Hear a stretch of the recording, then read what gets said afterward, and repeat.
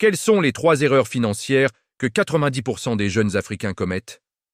La réponse risque de vous surprendre, et ce n'est pas ce que vous pensez. Si vous êtes prêt pour un réveil mental, abonnez-vous et dites-moi en commentaire quelle est la plus grosse dépense inutile que vous voyez autour de vous. C'est parti! Voici Kevin. Il vient de recevoir son salaire. Et hop, en moins de 48 heures, l'argent est parti. Nouvelle paire de baskets tendance, sortie dans le bar le plus branché de la ville, et bien sûr, la dernière story Instagram pour montrer à tout le monde qu'il vit sa meilleure vie. Mais la vérité, Kevin est fauché jusqu'au prochain salaire. C'est la première erreur.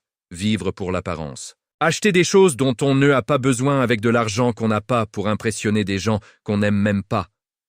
La pression sociale est forte, mais elle vous maintient pauvre. Le vrai statut, ce n'est pas ce que vous portez, c'est ce que vous construisez. Pendant que Kevin court après les apparences, regardons Aïcha.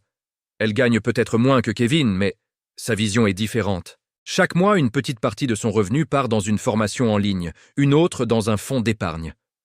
C'est la deuxième erreur que Kevin commet, et beaucoup avec lui. Confondre revenu et richesse. Vous pouvez gagner beaucoup d'argent et être pauvre. La richesse, ce n'est pas combien vous gagnez, c'est combien vous gardez et faites travailler pour vous. Kevin a un bon revenu, mais zéro patrimoine.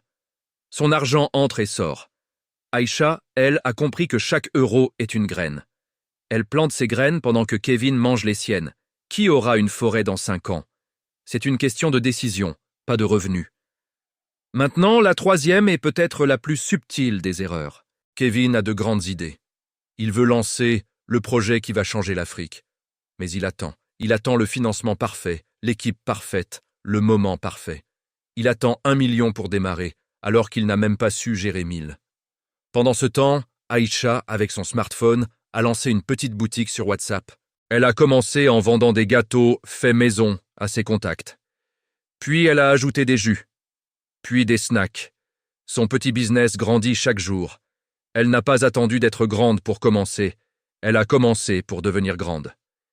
L'erreur, c'est d'attendre l'opportunité parfaite qui n'arrive jamais, au lieu de créer ses propres opportunités avec ce qu'on a, maintenant. Alors, récapitulons. Erreur 1, dépenser pour l'apparence.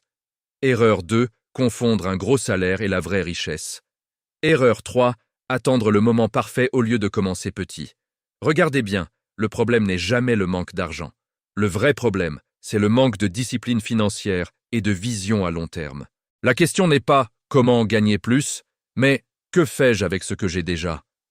Vous pouvez choisir d'être Kevin, pris dans un cycle de stress et d'apparence, ou vous pouvez choisir d'être Aïcha et commencer à bâtir votre avenir, brique par brique, dès aujourd'hui. Le pouvoir est entre vos mains. Le changement commence par une décision. Décidez aujourd'hui de ne plus être Kevin. Prenez une petite action comme Aïcha. Ouvrez un compte épargne, apprenez une nouvelle compétence en ligne, vendez quelque chose, n'importe quoi. L'important est de commencer. Si cette vidéo vous a ouvert les yeux, mettez un pouce bleu, partagez-la avec quelqu'un qui a besoin de l'entendre et surtout, abonnez-vous pour ne pas manquer nos prochains contenus. Dites-moi en commentaire la première petite action que vous allez poser dès aujourd'hui. Merci de m'avoir suivi et à très bientôt.